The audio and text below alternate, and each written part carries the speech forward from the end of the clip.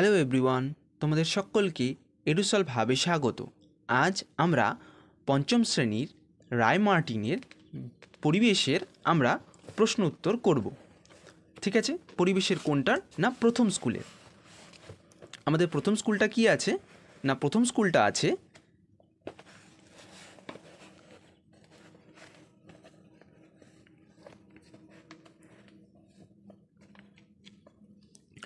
আশা করি তোমরা সবাই দেখতে পাচ্ছ যে আচ্ছা আমাদের প্রথম স্কুলে কি আছে না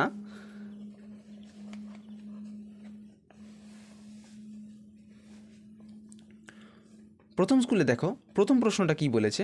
প্রথম প্রশ্নটা বলেছে যে সম্পূর্ণ বাক্যে উত্তর দাও। অস্থিসন্ধি কাকে বলে? অস্থিসন্ধি কাকে বলে না অস্থিসন্ধি হচ্ছে প্রাণীদেহের হাড়ের জোড়াকে অস্থিসন্ধি বলে। দুটো হাড় আমাদের শরীরের মধ্যে এইখানে ধরো এই যে আমার হাতের আঙুলটা তোমরা দেখতে পাচ্ছ, এই হাতের আঙুলের এই যে আঙুলটা ভাঁজ হচ্ছে, এই যে ধরো এখানেও ভাঁজ হচ্ছে, আবার এখানেও ভাঁজ হচ্ছে, আবার এখানেও ভাঁজ হচ্ছে। এই যে এই হাড়ের যে জোড়াটা, এই যে জোড়াগুলো, এগুলোর মধ্যে এগুলোকে কি বলে না অস্থিসন্ধি বলে। ঠিক আছে, এবার তারপরে প্রশ্ন দেখো, আমাদের হাতের 5টি আঙুলে মোট কয়টি করে হাড় আছে? আমাদের হাতের 5টি আঙুলে মোট কটা হাড় আছে? 14টি হাড় আছে। এই 5টা আঙুলে কটা হাড় আছে না 14টি হাড় আছে। ঠিক আছে, তারপরে মাটির একটি সজীব উপাদানের নাম লেখো। মাটির মধ্যে থাকে সজীব উপাদান, আমরা কি জানি সেটা হচ্ছে কেঁচো। মাটির মধ্যে সজীব উপাদান আমরা জানি কেঁচো।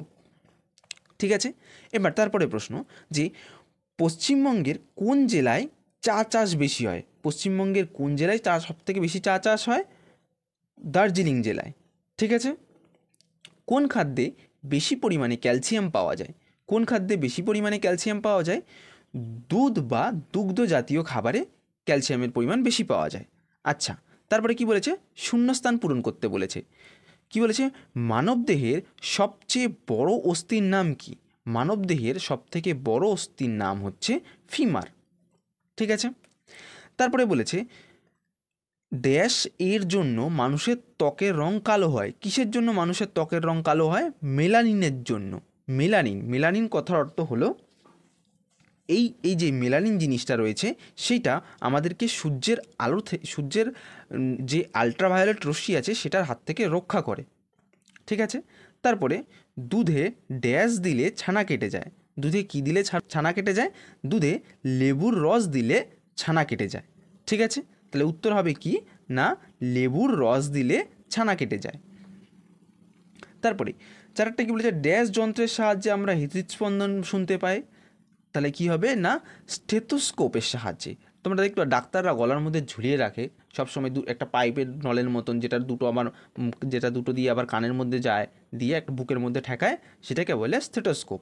ঠিক আছে, তারপরে ডিওটি ড্যাশ রোগের জন্য ব্যবহৃত হয়। ডিওটি কী রোগের জন্য ব্যবহৃত হয়? ডিওটি ব্যবহৃত হয় যক্ষা রোগের জন্য। ঠিক আছে, তিনেরটা কি বলেছে? সঠিক বাক্য নিয়ে সম্পন্ন করো। জলে পাওয়া যায় এমন একটি মেরুদণ্ডী প্রাণীর নাম কি? জলে কি পাওয়া যায়? জলে পাওয়া যায় মাছ, মেরুদণ্ডী প্রাণী। অর্থাৎ মাছের কি আছে? কাঁটা আছে, মেরুদণ্ড আছে। তারপর যে প্রাণীটিকে ধরা বেআইনি সেটা হলো কি? সেটা হচ্ছে কচ্ছপ। ঠিক আছে, তারপরে রসিক বিল কোথায় অবস্থিত? রসিক বিল কোথায় আছে না আমাদের কোচবিহার জেলায়। ঠিক আছে, ত্বকে রোদ লাগলে কোন ভিটামিন তৈরি হয়? ত্বকে রোদ লাগলে ভিটামিন ডি তৈরি হয়। ঠিক আছে, এইবার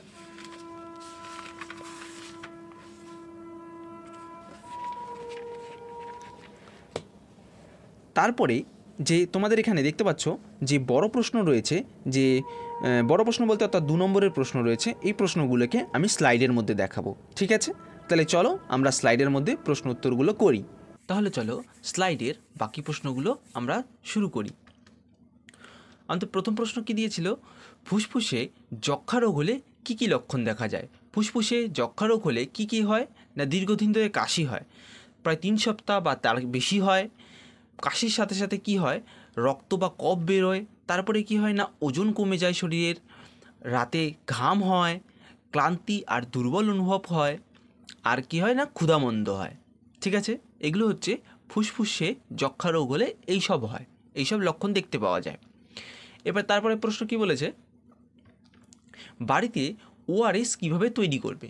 বাড়িতে ওআরএস কীভাবে তৈরি করবে? বাড়িতে ওআরএস তৈরি করতে হলে প্রথমে 1 লিটার জল নেবে, বিশুদ্ধ ফোটানো বা ঠান্ডা জল নেবে, তারপর তাতে 6 চামচ চিনি আর হাফ চামচ করে লবণ মেশাবে, হাফ চামচ করে লবণ মেশানোর পর ভালোভাবে নেড়ে মিশিয়ে নিয়ে এটাকে লবণ আর চিনি যাতে একদম সম্পূর্ণরূপে গলে যায় দিয়ে যে অসুস্থ, যার ওআরএস অর্থাৎ যারা সাধারণত ডায়রিয়া রোগের অন্তর্ভুক্ত হয় তাদেরকে ওআরএস খাওয়ানো হয়, বা শরীর দুর্বল হলেও অনেককে ওআরএস খাওয়ানো হয়। ঠিক আছে, তারপরে প্রশ্ন কি বলেছে যে চিংড়িকে কোন কোন বৈশিষ্ট্য দিয়ে মাছ থেকে আলাদা করা যায়?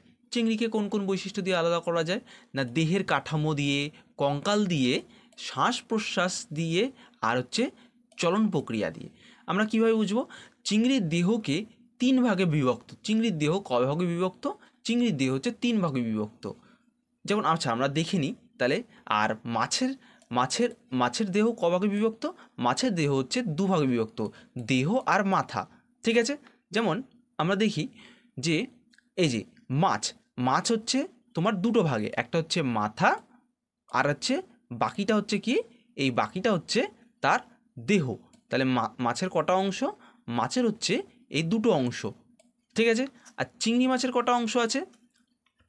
আর এই চিংড়ি মাছের দেখো, এই একটা হচ্ছে মাথা, এই একটা হচ্ছে দেহ,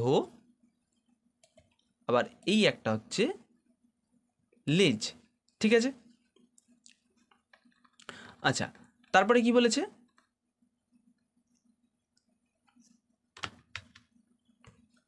তারপরে বলেছে যে দেখো যে কঙ্কাল বা বাইরে শক্ত খোলস, চিংড়ির দেহের বাইরে কি না একটা শক্ত খোলস থাকে, অর্থাৎ এক্সোস্কেলেটন, কিন্তু মাছের অভ্যন্তরীণে কঙ্কাল থাকে, এটাকে বলে এন্ডোস্কেলেটন। অর্থাৎ তার মানে কি? তার মানে হচ্ছে এই যে মাছ রয়েছে, এই মাছের ভেতরে, এই মাছের দেহের ভেতরে আমরা যে মাছের কাঁটা থাকে সেটা হয়। আর চিংড়ি মাছের কী হয়? চিংড়ি মাছের ভেতরটা নরম, এই যে বাইরে যে দেখতে পাচ্ছ যে শক্ত পাড়া অংশগুলো, এই যে এই অংশগুলো, এগুলো হচ্ছে খোলস, বাইরের অংশটাকে বলে খোলস। ঠিক আছে, তারপরে কি বলেছে যে শ্বাস প্রশ্বাস, চিংড়ি মাছ সাধারণত কিসের মাধ্যমে শ্বাস নেয়? ফুলকার মাধ্যমে শ্বাস নেয়। আর কিছু ক্ষেত্রে আর মাছও ফুলকার সাহায্যে কিছু ক্ষেত্রে নেয়, আর বাতাসে অক্সিজেন গ্রহণ করতে পারে, কিছু ক্ষেত্রে বাতাসে অক্সিজেন গ্রহণ করতে পারে। আর চলন প্রক্রিয়ার সাহায্যে কী হয়? চিংড়ি মাছ বেশিরভাগ সময় চলাচল করে তার পায়ের মাধ্যমে, কিন্তু মাছ সাধারণত চলে কিসের? পাখনার মাধ্যমে। অর্থাৎ তার মানে কি? তার মানে বলেছে যে এই মাছ চলে এই পাখনার সাহায্যে। কিসের সাহায্যে? এই পাখনা, লেজ, এইগুলোর সাহায্যে মাছ চলে। আর চিংড়ি মাছ কিসের সাহায্যে চলে? তার এই পাগুলোর সাথে। চিংড়ি মাছের কত জোড়া পা আছে? চিংড়ি মাছের মনে রাখবে, চিংড়ি মাছের পা আছে, চিংড়ি মাছের পা হচ্ছে 5 জোড়া পা আছে। অর্থাৎ কটা? 5 জোড়া মানে হচ্ছে 10টা। 5 জোড়া পা মানে কটা? 5 জোড়া পা মানে হচ্ছে 10টা। ঠিক আছে, আচ্ছা এবার বুঝে গেছো? তাহলে একবার তোমরা এই ছবিগুলো ভালো করে দেখে নেবে যে চিংড়ি মাছের কোথা থেকে আলাদা হয় আর মাছ কোথা থেকে আলাদা হয়। বুঝতে পেরেছো?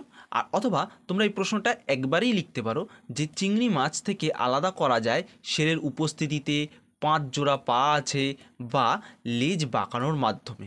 ঠিক আছে, এটা যদি 1 নম্বরে আসে তাহলে এটা লিখবে, আর যদি 2 নম্বরে আসে তাহলে কিন্তু তোমরা এরকম পয়েন্ট করে লিখবে। ঠিক আছে, চলো আজকে এই পর্যন্তই, আবার দেখা হচ্ছে পরের ভিডিওতে।